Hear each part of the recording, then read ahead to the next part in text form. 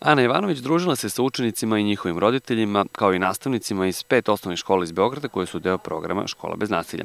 Ivanovićeva je sa đacima osnovnih škola Filip Filipović, Mihajlo Petrović Alas, Svetislav Golubović Mitraljeta, Miroslav Antić i Vasa Čarapić simulirala rad vršnjačkog tima. Zajedno su definisali pravila i raspravljali o značaju njihovih poštovanja i sprovođenja u delo kako bi se smanjilo nasilno ponašanje i promovisale vrednosti u njihovom odeljenju: prijateljstvo, solidarnost, iskrenost, razumevanje.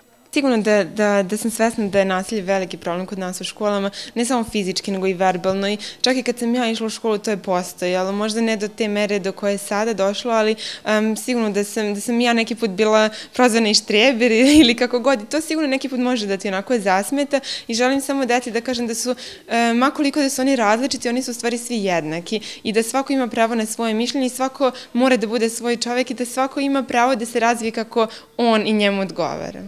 Naša proslavljena tenisarka deci je govorila o važnosti poštovanja pravila da bi se postigli rezultati.